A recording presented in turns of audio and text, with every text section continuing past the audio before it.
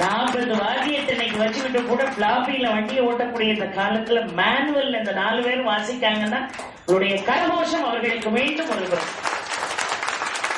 அருமையா அன்பா அழகா பல பாடல்களை கொடுத்தாங்க. ஆனா கவியரசருடைய சிறப்பு 2 பேரும் அருமையா பேசினாங்க. நான் இல்லைன்னு சொல்லல. 2 அணியையும் நான் தலைவணங்கி வாழ்த்துகிறேன். ஒன்னும் தப்பு இல்லை. சில விஷயங்களை கவியரசு என்ன அழகா பதிவு செய்தார் பாருங்க. வள்ளுவன் ஒரு குறள் எழுதினான். அழுக்காறு அவ வெகுழி இன்னா சொல் நான்கும். அழுக்காருன்னா என்ன? பொறாமை. அவ என்று சொன்னால் அளவுக்கு அதிகமான ஆசை. வெகுழி என்று சொன்னால் கோபம். இன்னா சொல்னா மற்றவர்கள் மனம் புண்படும்படியா பேசுறது. இந்த 4ம் இழுக்காய் என்றது அறம். எது அறம் என்று கேட்டால் அது இல்லறமா இருக்கலாம், சமூகமா இருக்கலாம், இந்த தேசமா இருக்கலாம். இந்த 4ம் இல்லைன்னா அது ஒரு சுபிட்சமான இல்லறம்.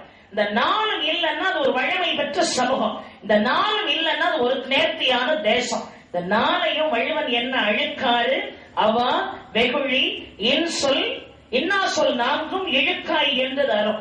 இது என்ன அழகா வள்ளுவன் எழுதின. சுவாமி விவேகானந்தரை வச்சு ஒரு செய்தி சொல்றேன். ஞான தீபத்துல ரொம்ப அழகா எழுதுவாரு.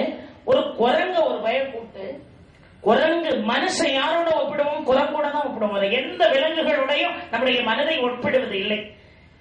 குரங்கு மாதிரி மனம் அப்படின்னு சொல்லுவோம். ஏன்னா இங்கே அங்கேயும் சாகும். அப்படி மன சஞ்சலம் கொண்ட அந்த இயல்பு கொண்ட அந்த குரங்க கூட்டு ஒருத்தர் என்ன செஞ்சானா கள்ள ஊத்தி விட்டான். அதுவே அலைவாயக்கூடிய மனசு. அதுக்கு கள்ள ஊத்தி விட்டா அது தலைதெறிக்க இங்க ஓடுது அங்க ஓடுது, அந்த மரத்துல தாவது இந்த மரத்துல தாவது ஓடி போய் ஒரு மரத்துல உட்கார்ந்து இருந்த ஒரு தேள் வந்து ஸ்டப்னு கொட்டுச்சான் மூக்குல. ஏற்கனவே மனம் அங்குமெங்கும் அலைவாயக்கூடிய இயற்கை கொண்ட விலங்கு அதுக்கு கள்ள ஊத்தி விட்டு கள்ளு குடிச்சு அது தலைக்கேறி போத இருக்கிற நேரம் ஒரு தேழம் குடிச்சுன்னா நிலைமை என்ன? விஷம் தலைக்கேறி இன்னும் அத்துக்கிட்டு ஓடுது. இன்னும் ஒரு மரத்துல போய் உட்கார்ந்துச்சான். அங்க அந்த குரங்கு மேல ஒரு பேய் வந்து உட்கார்ந்துச்சு. கொஞ்சம் கற்பனை பண்ணி பாருங்க. ஏற்கனவே அலைவாயக்கூடிய மனசுக்கு கள்ள கொடுத்து தேழும் கொட்டி பேயும் முடிச்சா அந்த குரங்கு எப்படி இருக்கும்? அந்த மாதிரிதான் மனுஷனா. நான் சொல்லல. இந்த மனிதனாக இருப்பவன் இந்த நிலைக்கு எப்பொழுது தள்ளப்படுகிறான்னா, எப்ப உனக்கு பொறாமைன்னு ஒண்ணு வந்துட்டோம். அந்த பொறாமைங்கிற கள்ள தூக்கி நீ பிடிச்ச உடனே என்ன ஆகும் தெரியுமா? இவன மாதிரி கார் வாங்கணும், இவன மாதிரி பங்களா வாங்கணும், இவன் என்ன ஏன் பொண்ணுக்கு இவெல்லாம் பிச்சை எடுத்தவன்னு பேச வைக்கும். பொறாமையினுடைய அடுத்த நிலை பேராசை. அதற்கு அடுத்த நிலை என்ன வரும்? வெகுழி. ஒருவேளை அதை அடைய முடியலன்னு வைங்க, அளவுக்கு அதிகமான கோபம் வரும். அது எப்படியாவது அடைந்தே தீரணுங்கிற கோபம் வரும், ஆத்திரம் வரும். அதுவும் நடக்கலன்னு வைங்க, அந்த ஆத்திரத்தாலும் எந்த காரியத்தையும் சாதிக்க முடியலன்னா அடுத்தவனை கேவலமா பேசுவான். நம் கண் முன்னால் வளர்ந்தவனை கேவலமா பேசுவான். அதான் இன்னா சொல். அதை என்ன அழகா? அழுக்காறு அவ வெகுழி இன்னா சொல் நான்கும் இழுக்காய் என்றது அறம். இந்த 4 ஒருத்தண்ட இல்லைன்னு வைங்க, அவன் தான் ஞானின்னு. அந்த விஷயத்தை ஒட்டு மொத்தமா கொண்டு வந்து பெரிய சாதனையாளன் தான் கண்ணதாசன். ஒரே பாட்டுல வச்சான் பாருங்க. உண்மை சொல்லி நன்மையை செய்தால் உலகம் உன்னிடம் மயக்கும், நிலை உயரும் போது பணிவு கொண்டால் உயிர்கள் உன்னை வணங்கும். உண்மை சொல்லி நன்மையை செய்தால் உலகம் உன்னிடம் மயக்கும், நிலை உயரும் போது பணிவு கொண்டால் உயிர்கள் உன்னை வணங்கும். உண்மை என்பது அன்பாகும், பெரும் பணிவு என்பது பண்பாகும்.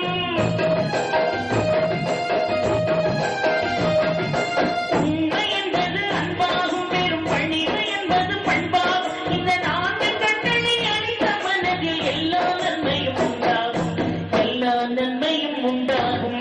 ஆறு மனமே ஆறு, அந்த ஆண்டவன் கட்டளையாறு. சேர்ந்து மனிதன் வாழும் வகைக்கு தெய்வத்தின் கட்டளையாறு, தெய்வத்தின் கட்டளையாறு. அதிலே அத்தனையும் வச்சுவார். ஆசை கோபம் களவு கொண்டவன் பேச தெரிந்த மிருகம், அன்பு நன்றி கருணை கொண்டவன் மனித வடிவில் தெய்வம். அதனாலதான் வையத்துள் வாழ்வாங்கு வாழ்பவன் வானுரையும் தெய்வத்துள் வைக்கப்படும் வள்ளுவன் சொன்னதை பாட்டுல கொண்டு வந்தார். எது? ஆசை, கோபம், களவு கொள்பவன், பேச தெரிந்த மிருகம், அழுக்காறு, அவ வெகுளி, இன்னா சொல் நான்கும் இழுக்கா இயன்றது அறம்னு ஒரு குறளுக்கு ஒரு வரி கொடுத்தாரு. ஆசை, கோபம், களவு கொள்பவன், பேச தெரிந்த மிருகம்.